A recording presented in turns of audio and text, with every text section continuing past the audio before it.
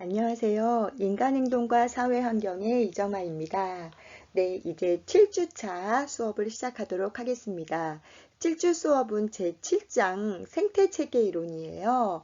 우리 제목만 들어도 아시겠지만 생태, 또 체계, 이게 바로 섞여져 있는 이론이라고 할 수 있죠. 그러다 보니까 조금 내용도 길어요.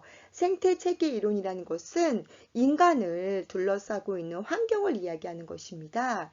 그 환경이라는 것은 뭐 자연 환경도 있지만 사람이 인위적으로 만든 환경도 있죠. 그렇기 때문에 우리가 인간을 이해하려면 원래는 그런 사람이 아닌데 환경이 그렇게 돼서 왜 성격이 바뀌는 경우 우리 본 적 있잖아요.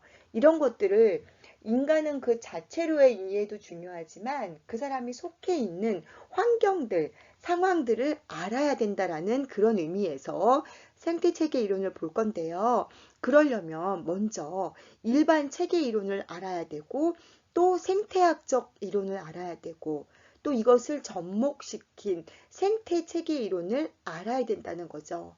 그래서 7주차는 첫 번째 시간으로 일반 체계 이론, 두 번째 시간으로는 생태학적 이론, 세 번째 시간으로는 생태체계 이론을 함께 공부하려고 합니다. 네, 조금 분량이 많아요. 그래서 이제 오늘은 그 첫 시간으로 네, 일반 체계 이론에 대해서 함께 공부를 해볼게요.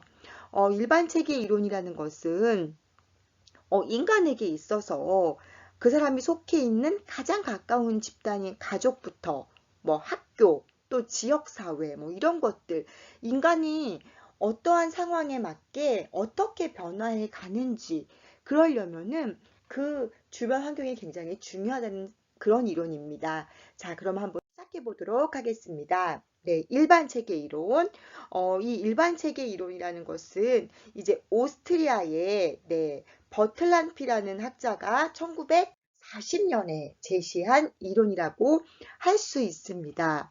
그냥 뭐 한마디로 말씀을 드린다면, 저희 오빠가, 친오빠가 토론토에 사는데, 거기는 굉장히 사회복지가 잘 돼 있대요. 그래서 한국 같은 경우는 뭐 남아선호 사상 이런 게 있고 모든 게 좀 남성 위주로 지금은 그나마 많이 좋아지긴 했지만 아직도 그런 게 많잖아요. 그런데 그 나라 같은 경우는 여성이 먼저고 아이가 먼저고 노약자가 먼저라는 거예요. 한국만큼 남성이 대우받는 그런 사회 분위기가 아니라는 거죠. 저도 그런 걸 봤을 때에 내가 거기 캐나다에 태어났었으면 이란 생각이 들거든요. 하지만 한국에 태어났기 때문에 우리는 한국에 있는 어떤 문화에 맞게 지금 살아가고 있잖아요. 이러한 것들을 우리 한번 살펴보자는 거예요. 그래서 일반 체계 이론은 네, 오스트리아의 학자인 버틀란피가 1940년에 제시한 이론이에요. 이것은 인간을 구성하는 신체적, 심리적, 사회적 요소들은 긴밀하게 상호작용을 하면서 요소들 간의 영향을 주고받는 것으로 본다. 그런데 인간은 외부 체계인 환경과도 상호 의존적인 가운데 지속적으로 상호작용을 하고 있다라고 이야기를 합니다. 자, 이게 무슨 얘기냐면은, 아주 추운 지방에 사는 사람들, 혹은 아주 더운 지방에 사는 사람들은 집을 짓는 모양부터가 다르죠. 뭐, 얼음집으로 집을 짓는다던가, 아주 더운 지방에서는 뭐 나뭇잎으로 막 짓는다던가, 옷차림도 다르고 이 사람들은 그 환경이 그렇기 때문에 그곳에서 살아가려면 그렇게 맞게 할 수밖에 없는 거예요. 보통 우리 왜 더운데 사는 사람이 좀 게으르다 그러죠. 우리도 왜 삼복더위 더울 때는 막 꼼지락하기가 싫잖아요. 땀이 나서. 그래서 빈곤 국가를 보면 더운 국가가 많아요. 그런 사람들은 뭐 야자 열매를 따먹고 막 이렇게 하면서 살아가죠. 이렇게 뭐 그 사람들이 얼음집을 짓고 싶어 짓는 게 아니잖아요. 외부 체계와도 연관이 있다는 거예요. 그렇기 때문에 일반 체계 이론에서는 체계에 대한 이해가 먼저 필요합니다. 체계가 뭐냐는 거죠. 체계라는 것은 이제 우리 교재에 보면은 191페이지에 체계라는 것은 상호 의존적이고 지속적이고 상호작용을 하는 어떤 하위 부분들로 구성된 전체를 말한다는 거예요. 자, 이게 무슨 얘기냐면은 가족이라는 걸 봅시다. 가족이라는 어떤 체계에는 그 안에 부부라는 체계가 있죠. 아버지와 어머니가 부부. 또 그 밑에는 자녀라는 체계가 있어요. 그쵸? 부부와 자녀가 그 두 체계가 만나서 가족이라는 큰 체계를 형성하는 거잖아요. 이해되시나요? 무슨 말씀인지? 그냥 이것은 하나의 전체의 밑에 보면은 또 그 다른 체계가 있다는 거죠. 다시 보면은 백석예술대학교라는 큰 체계 밑에는 뭐 사회복지학부, 예술학부, 뭐 관광학부 이런 많은 학부들이 있죠. 또 그 안에를 가보면은 사회복지학부 안에는 네, 뭐 보육 전공이다. 혹은 노인가족복지 전공이다. 아니면 사회복지 전공이다. 평생 청소년 교육 전공이다. 이렇게 전공이 보면 세분화가 되잖아요. 바로 이게 체계라는 거예요. 백성예술대학이라는 곳은 사회복지학부, 관광학부, 예술학부 뭐 이런 하나의 체계로 그 밑에 하위 체계를 이루어져 있다는 거죠. 모든 게 다 그렇다는 거예요. 보면은 아까도 말씀드렸듯이 가족이라는 것도 그 안에 부부 체계, 뭐 자녀 체계, 형제 체계, 뭐 이런 것들이 보면 있잖아요. 그렇기 때문에 그 안에서 긴밀하게 상호작용을 한다는 거죠. 여러분 가족 중에 한 명이 아프게 되면은 내가 아픈 게 아니라고 우리는 일상생활이 즐겁나요? 아니죠. 반드시 내가 아픈 거는 아니지만 우리 가족 중에 누구 한 명이 아프면 네, 속이 상하고 집안 전체의 분위기가 우리 우울해지잖아요. 그렇기 때문에 이게 굉장히 중요한 영향력을 주고받는다는 거예요. 그래서 인간을 이해할 때는 개인을 통합된 전체인 하나의 체계로 인지하고 봐야 된다는 거죠. 아까 얘기한 대로 가족이라는 큰 체계를 보면은 그 밑에는 부부 체계가 있고요. 또 부부 체계라는 걸 보면 그 밑에는 남자, 성숙된 남자와 성숙된 여자라는 또 개인 체계가 있잖아요. 이것들을 봐야 되는 거죠.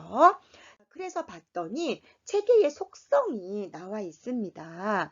네, 우리 교재 191페이지 중간부터예요. 체계의 전체는 체계를 구성하는 하위 부분 둘의 단순 합보다 크다는 거죠. 자, 백성예술대학교라는 전체의 체계를 봤으면은 그 안에는 구성하는 하위 체계가 있어요. 사회복지학부, 관광학부, 뭐 예술학부, 영어학부 뭐 많이 있잖아요. 그 구성하는 하위 체계 가운데 두 개만 꼽아 볼게요. 사회복지학부와 관광학부. 이 두 개를 합친 것보다 백성예술대학교는 더 크다는 거죠. 이해되시죠? 전체는 하위 부분 둘의 합보다 더 크다는 거예요. 두 번째, 하위 부분들 간에 긴밀한 상호작용이 일어나기 때문에 체계를 구성하는 한 부분의 변화는 체계 전체와 체계를 구성하는 다른 하위들에 영향을 미친다. 아까 얘기했다는 거죠. 가족 중에 한 분이 아프게 되면은 내가 아픈 게 아니라고 나는 괜찮아. 그게 아니라는 거예요. 우리 가족 중에 누가 아파도 가족 한 사람의 건강은 물론 가족이라는 또 더욱더 친밀감이 넘치는 어떤 혈연 집단의 특성이 있겠지만 달리 얘기를 해서 관광학부에서 어떤 일이 발생했다. 그러면은 그게 사회복지학부까지 소문이 퍼져가지고 우리도 이 부분 조심해야겠다라고 할 수 있죠. 우리 한때 막 미투 운동이 사회적으로 있었을 때에 다른 데서도 막 연쇄적으로 미투가 일어났었죠. 바로 이렇게 긴밀한 상호작용을 하기 때문에 한 부분의 변화는 전체 부분의 변화까지 일으킬 수 있다는 거예요. 세 번째, 체계는 더 큰 체계의 부분이자 더 작은 하위 부분들의 전체로 존재하므로 모든 체계들은 부분성과 전체성을 동시에 갖는다. 백성예술대학은 각 학부, 학과로 보면은 전체라는 체계예요. 하지만 이 백성예술대학은 대학협의회를 본다면은 서울시에 백성예술대학교 하나밖에 없는 건 아니잖아요. 백성예술대학교는 각 학부, 각 학과에서 보면은 전체지만 전국 대학에서 보면 부분이라는 거죠. 이해되시나요? 네 번째, 체계의 환경은 그 체계의 경계 밖을 말한다고 해요. 여기서 경계는 어떤 체계가 다른 체계들과 구별될 수 있는 그 체계만의 정체성이나 중심점을 규정해 준다는 거예요. 우리가 많은 학교들이 있지만 우리는 백성예술대학교라는 데서 만났죠. 백성예술대학교는 다른 대학과는 달리 구별될 수 있는 어떤 그런 체계만 있다는 거죠. 경계가 있다는 거예요. 너 어느 학교야? 혹은 너 무슨 학부야? 이렇게 뭔가 구별되는 걸 이야기하는 거죠. 마지막으로는 체계에 불균형이 발생하면 체계는 다시 균형을 회복하려는 경향이 있다는 거예요. 뒤에 가면 우리 항상성이라고 나옵니다. 여러분 갑자기 살이 막 팍 찌거나 살이 갑자기 확 빠지면 원래의 몸무게대로 회복하려고 그러죠. 혹은 내가 공부를 너무 열심히 하느라고 하루 밤을 샜어요. 그래서 우리 몸이 굉장히 피곤해요. 그럼 그 다음날 잠을 보충해서 우리는 컨디션을 예전같이 우리는 끌어올리려고 합니다. 바로 그건 거예요. 스스로. 우리 몸도 마찬가지듯이 체계도 그렇다는 거죠. 자, 그러면은 체계 이론에서 우리는 이제는 주요 개념을 볼 거예요. 첫 번째 경계입니다. 바운더리라고 이야기를 하죠. 하나의 체계를 그 체계 밖의 환경으로부터 분리하여 내부와 외부로 구분하는 테두리를 의미하는 거예요. 그러니까 예를 들면 뭐 대문 같은 거, 현관문 그런 의미인 거죠. 현관문 안에 들어오면 실내가 되는 거고 현관문 밖으로 나가면 실외가 되는 거예요. 경계. 또 사람의 피부에 비유되기도 한다고 하죠.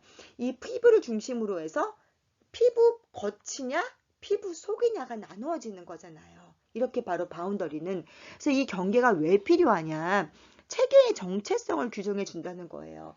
우리 아파트도 복도식 아파트를 보면은 현관문이 쫙 있지만 그 집과 집 사이에 벽이 있잖아요. 경계. 그래서 그 벽까지가 우리 집이고 그 벽을 넘어가면 남의 집이 되는 거잖아요. 그 사람의 비율을 그 경계를 의미하는 거고요. 이게 바로 정체성을 규정해 준다는 거예요. 네, 두 번째로는 주위 환경과의 내적, 외적 교환을 통제하는 기능을 수행한다는 거죠. 오늘은 밖에 나가지 말고 집 안에서만 놀아.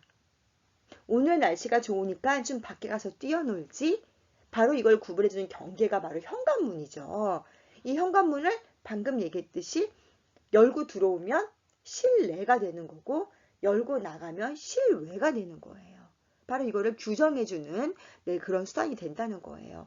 이게 또 다른 얘기로 하면은 우리 가족과 다른 가족, 눈에 보이는 현관문이라는 경계도 있지만 보이지 않는 경계 있죠. 우리 가족과 남의 가족, 우리 국민과 뭐 남의 국민, 우리 학교 학생과 다른 학교 학생, 남의 국민인가 이상하네요. 이렇게 뭔가를 구분해 주는 거, 그게 있다는 거죠. 이 경계가 이제 뒤에 가면 나와요. 명확하냐, 명확하지 않냐를 또 따지기도 하는데요. 그거랑 똑같은 거죠. 옆집하고 너무 친해서 옆집을 갈 때 그냥 자기 집 가듯이 번호를 누르고 들어가는 사람이 있어요. 그런가 하면 띵동 누르고 누구세요? 그러면 옆집 누구누군데요? 하고 오는 사람이 있죠. 바로 이 경계를 거예요. 그럼 한번 볼게요.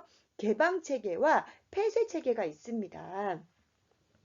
개방체계는 반투과성의 경계를 가지므로 경계가 상대적으로 느슨해서 에너지와 정보, 자원을 다른 체계들과 교환한다는 거죠. 제가 방금 이야기했던 너무 옆집하고 친해가지고 우리 집과 옆집에 구분이 없어요. 서로 그냥 자주 왔다 갔다 하는 거예요. 그러다 보니까 옆집에서 무슨 일이 생기는지를 다 아는 거죠. 이 경계가 명확해서 자주 왔다 갔다 하지 않는 사람은 우리 집에 이런 일이 있어라고 말을 해야 하는데 그냥 밥만 먹으면 옆집 가서 놀고 왔다 갔다 하는 사람은 굳이 무슨 일이 있다고 알려주지 않아도 그냥 가서 보고 아는 거예요. 옆집하고 왔다 갔다 하면 냄새만 맡아도 무슨 음식을 지금 하는구나. 큰 소리가 조금만 나도 저 집 지금 싸우나 봐. 이렇게 안다는 거예요. 그래서 에너지, 정보, 자원을 교환하는 거죠. 서로 지금 각자 집에 문제가 어떻고 부모님 얼굴을 다 알고 있고 형제를 다 알고 있고 이렇게. 자, 폐쇄 체계는 개방 체계와 당연히 반대겠죠.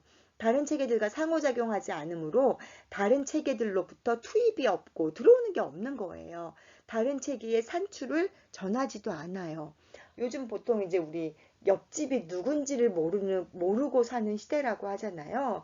택배가 와도 과거에는 옆집의 택배를 이렇게 맡아주기도 하고 그랬는데, 네, 지금은 그런 게 전혀 없죠. 옆집이 누군지도 모르고, 이사를 갔는지도 모르고, 이사를 왔는지도 몰라요.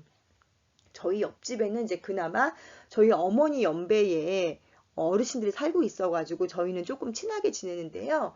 반면에 위층, 아래층은 누군지도 몰라요. 요즘에 이제 이렇게 교류가 없기 때문에 누군지도 모르고 그 집의 가족 관계가 어떻게 되는지도 모르고 네, 전혀 이게 없는 거죠. 자, 그 다음 나오는 개념은 엔트로피입니다. 엔트로피는 체계가 경계 밖의 외부로부터 에너지라든가 정보, 자원을 받아들이지 않아서 체계 내에 유용한 에너지가 감소되면서 나타나는 혼돈과 무질서래요. 예를 들면 이런 거죠.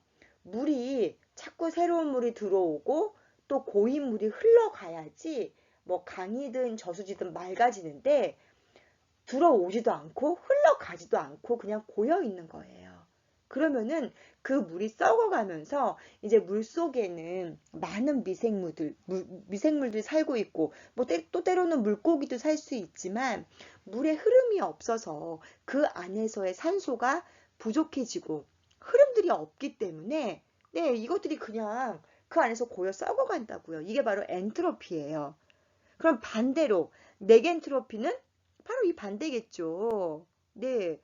체계가 외부로부터 에너지와 정보와 자원을 받아들임으로써 체계 내부에 유용한 에너지가 증가되고 체계 내부의 무질서가 질서로 전환되거나 증가하는 질서예요. 자꾸 물이 흘러 들어오고 또 흘러 나가다 보니까 주고받고를 하다 보니까 물이 계속 교환되면서 맑은 물이 되고 그 안에서 이제 산소 포화도가 높아지니까 생물들이 살 수 있는 거죠. 근데 엔트로피는 전혀 교류가 없다 보니까 그 물이 썩어간다는 거예요. 그 안에서. 그렇게 이해하시면 쉬울 것 같아요.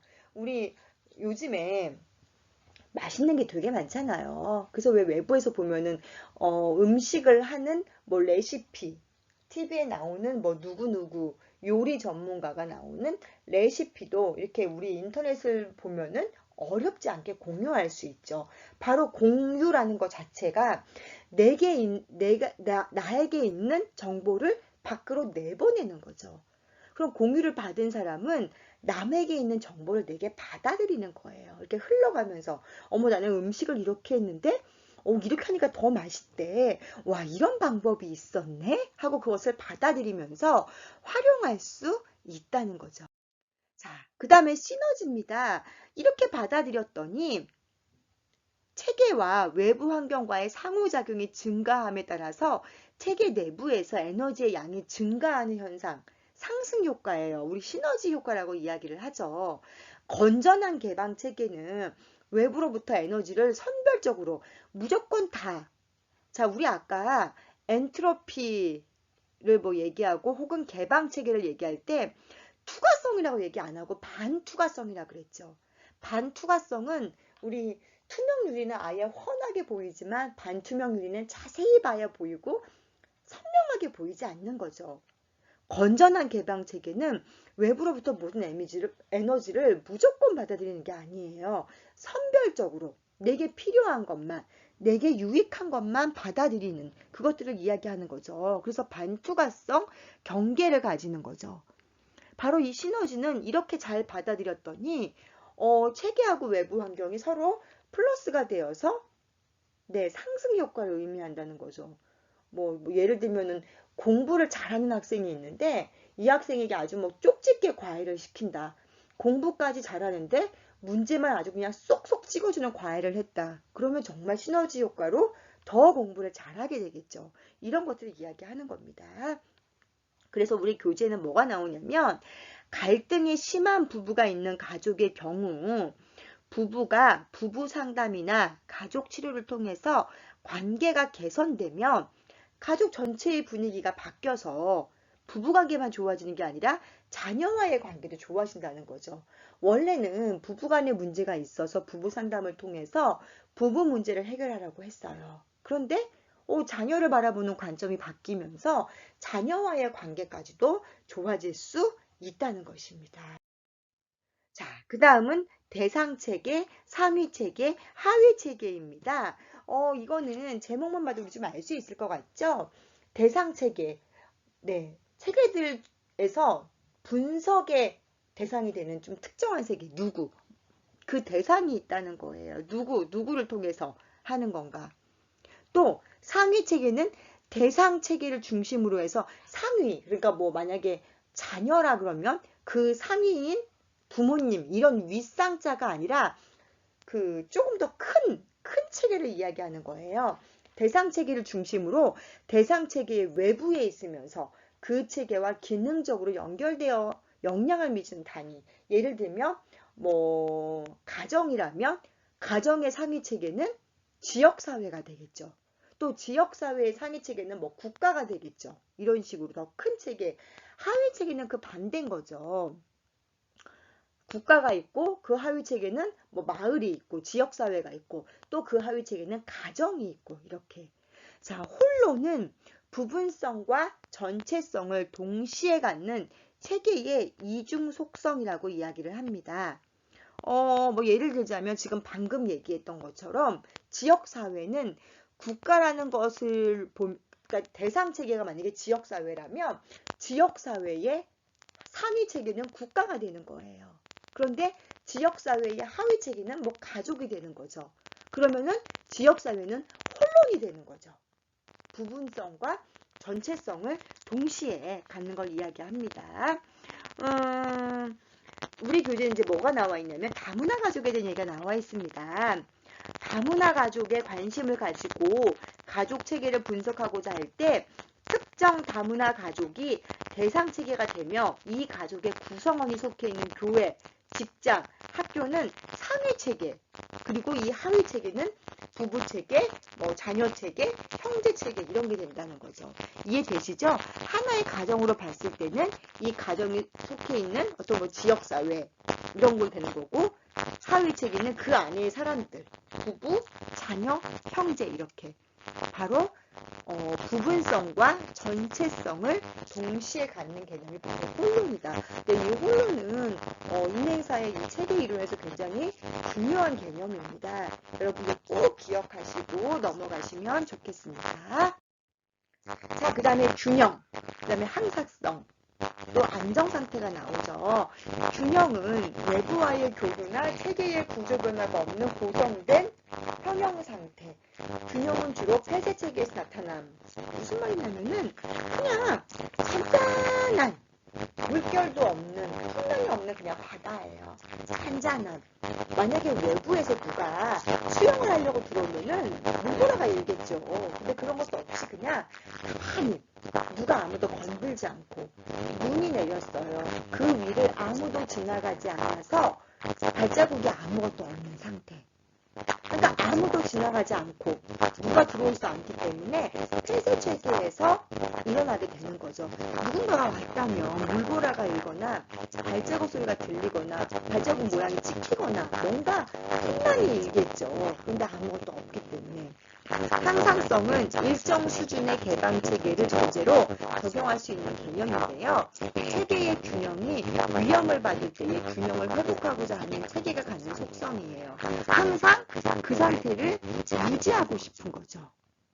네, 항상성은 체계의 일관성을 유지하는 기능인 거예요. 그래서 어느 이게 무슨 환경도 그렇고요. 어떤 조직도 그렇고 우리 몸도 그래요. 원래의 상태, 있었던 상태를 유지하려는 거. 우리 원래 피부에 어떤 상처가 나면 굳이 약을 바르지 않아도 우리 몸에 기본적인 면역이 있기 때문에 이 피부 질환을 낫게 한다고 하죠. 건강한 피부로 만들려는 항상성이 있다는 거예요. 균형을 위협받을 때 균형을 회복하고자 하는 거. 원래 그 평안했던 균형 상태였던 그것들을 유지하려고 하는 거죠. 자, 그래서 우리 교재는 뭐가 일어나냐면 인간이 생존의 필수적인 체온 유지를 위해서 더운 여름에 땀을 배출하고 추운 겨울에 땀이 돌아서 열의 손실을 방지하게 되는 거. 항상 그 내림을 체온 36.5도 유지하려고 온도가 좀 올라가게 되면 땀을 통해서 열을 배출하고 겨울에는 자꾸 열을 빼앗다가 소름을 돋구해서 땀고 열을 낳는다는 거예요. 바로 이런 게 항상성이라는 거 하나. 자, 그 다음은 정정당이 됩니다. 균형이나 항상성에 비해 더욱 개방적이고 역적인 상태예요. 균형은 외부와의 조리가 전혀 없다고 폐쇄적인 상황이라고 말씀을 드렸잖아요. 안정상태는 균형이나 항상성에 비해 더욱 개방적이고 역적인 상태라는 거죠. 그래서 환경과의 교류를 하고 있어요. 변화도 해요. 하지만 안정되게 있는 거예요. 그냥 흔들림 없이 그냥 안정 상태는 모든 사랑의 체계의 기본 요점이라는 거죠. 여러분들이 마음대로 안 나오고 지금 있으면서 균형을 지키고 안정된 건 균형이에요. 하지만 학교도 가고 알바도 가고 모두 하면서 안정돼 있는 안정 상태라는 거죠. 이렇게 외부와의 교류가 안녕에 따라서 그것이 안정이냐 균형이냐를 본다는 것이야. 자, 그 다음에 두와 전환과 산출과들이 나옵니다. 여러분이요. 뭔가가 들어오는 거예요. 체계가 외부는 영화부터 에너지라든가 사물이라든가 정보를 받아들이는 거죠. 뭔가 들어오는 거. 전환하는 외부의 출로 변화시키기 위해서 체계가 가지고 있는 구조적 영역이에요. 외부는 에너지나 정보등을 체계 내부로 투입이 되면 어떤 상호작용을 통해서 이걸 변형시킨다는 얘기인 거죠. 그러니까 이렇게 보시면 되겠어요. 투입이라는 게 내가 지금 요리를 하는데 내가 평소에 요리를 하던 일이 굉장히 좋은 레시피를 누구에게 받았어요. 이렇게 하면 되게 맛이 안 돼. 그죠? 근데 하려고 했더니 우리 집에 오븐이 없네. 그럼 오븐 대신 다른 걸로 해야겠다. 전자레인지를 이유가 이게 바로 난이에요. 에너지가 들어왔지만 이것을 사고작용을 통해서 우리에게 변형시키는 적절하게 그렇다고 해서 오븐이 없는 사고지만 오븐이 없으면 이걸 어떻게 바로 이단들은 전자에너지입니다. 자, 그 다음은 투입이에요. 투입이 전화해서 에너지를 환경으로 추하는 거. 오븐은 없지만 전자레인지를 해서 어떤 음식을 만들었어요. 이게 바로 산출을 결과물이에요. 그래서 이제 우리 교재는 뭐가 나오냐면 동등종결성과 다중종결성이라는 동등종결성은 처음의 조건이나 수단이 어떠하든 그 결과는 동일하다예요. 양말 중독 청소년의 경우에 양말 중독이라는 결과는 같지만 양말을 하게 되는 원인이 다를 수도 있다는 거죠. 이게 바로 동등종결성. 원인은 잘 모르겠는데 결과는 같다. 또 반면에 다중종결성은 조건이나 수단이 비슷하더라도 결과가 약이 되는 다른 결과가 나오는 거죠. 약물 중독 재활 프로그램에 참여하는데 이 대상자들이 어떤 사람은 약물을 끊고 어떤 사람은 끊지 못하는 거죠. 즉 동등종결성은 결과가 같다는 전제 하에 결과는 같은데 그거를 하는 원인이 다르다. 다중종결성은 투입이나 전환이 같지만 결과는 다르다라는 이야기입니다. 앞에 어디에 시점을 두느냐가 되게 중요하겠죠. 자, 그럼 다시 한번 정리를 한번 해볼게요. 투입은 체계가 외부 환경으로부터 에너지라든가 사물, 정보를 받아들인다는 우리 인풋이라고 얘기를 하죠. 전환은 외부 환경으로부터 에너지, 정보 등이 체계 내부로 투입된 이후에 하위 체계들 간의 상호작용을 통해서 에너지나 정보를 적절히 변형시키는 조직과 과정이라고 이야기를 합니다. 자, 아까 말씀드렸죠? 되게 좋은 레시피가 있대. 나는 그동안 이렇게 했는데, 이렇게 하면 되게 맛있대. 이렇게 한번 해볼까? 그래서 그 정보를 가져왔어요, 레시피를. 바로 투입이에요. 근데 우리 집은 오븐이 없네? 그럼 대신에 전자레인지로 한번 해보자. 유사한 기능이니까 전환이에요. 자, 그 다음에 산출. 딱 했더니, 이게 뭐 역시 오븐에 구워야 되는 것 같아. 전자레인지는 좀 약한 것 같아. 아니면 렌즈에 구워서 괜찮네. 이렇게 뭔가 환경이 나오는 거죠. 자, 그래서 동등 종결성은 뭐냐? 처음의 조건이나 수단이 어떠하든 그 결과는 동일하다. 렌즈로 굽든 전자레인지로 굽든 오븐으로 굽든 맛이 똑같네. 동등 종결성이에요. 다중 종결성은 똑같이 내가 오븐이 없어가지고 오븐에 사서 구웠는데 결과가 다른 거예요. 시간이 짧았나? 온도가 낮았나? 혹은 온도가 높았나? 왜 맛이 없지? 이게 바로 다중 종결성인 거죠. 이해되시나요? 네, 이 개념들을 다시 한번 이 교재를 참고하시면서 정리를 하시면 좋겠습니다. 자, 이제 그 다음은 피드백이에요. 역시 이거는 오븐에 구워야 되는 거구나. 먹어보니까 맛이 틀리네. 그때 먹어본 그 맛이 아니네. 뭐 이렇게. 체계가 전환 과정을 통하여 얻어낸 산출을 체계 내부로 다시 투입하는 거죠. 다시 오는 거. 아까 우리 표에서 이게 계속 지금 반복되고 있죠. 부정적인 피드백은 체계의 목표를 성취하기 어려운 방식으로 이루어지는 상호작용에 대한 정보를 제공하여서 체계의 목표와 조화를 이루도록 상호작용의 방식을 수정하게 되는 거예요. 역시 오븐이 맞아. 오븐을 사야겠다. 렌즈로 하면 안 되겠다. 이게 바로 부정적 피드백이에요. 긍정적 피드백은 체계가 목표와 관련하여 적절하게 상호작용을 하고 있으며 그 상호작용을 더욱 촉진하는 정보를 제공하는 거예요. 물론 오븐이 있으면 좋지만 전자레인지를 해도 나쁘지 않네. 바로 이런 거죠. 자, 그래서 우리 교재에는 뭐가 나와 있냐면 198페이지 맨 첫 번째 줄에 보시면은 자녀의 행동이 수업을 자주 방해한다는 부정적인 피드백을 교사로부터 받게 되면은 부모는 자녀의 행동을 문제를 고치는데 관심을 기울이게 되죠. 반면에 자녀의 성적이 향상되고 있다는 긍정적인 피드백은 부모에게 그동안 해온 방식을 계속하도록 자신감을 주는 거예요. 이게 자주 방해한다고 해서 이게 부정적인 거고 잘한다고 해서 긍정적 그게 아니라 뭔가 이거를 수정을 하느냐 안 하느냐 그걸 이야기를 하는 거죠. 체계는 피드백을 통해서 체계의 유지 또 적응 변화를 보다 효과적으로 볼 수 있게 한다는 거죠. 우리가 인풋 뭔가 투입이 돼서 전환돼서 산출되는 과정까지 그냥 쉽게 물 흘러가듯이 쭉 흘러간다면 별로 뭐 어려움이 없겠죠. 그런데 반드시 그렇지는 않다는 거예요. 그렇기 때문에 이런 경우에는 뭔가 피드백을 통해서 우리가 알아줘야 된다는 거죠. 생태 체계 이론을 보게 되려면 일단 제가 먼저 체계 이론을 보고 그 다음에 생태학적 이론을 본다 그랬죠.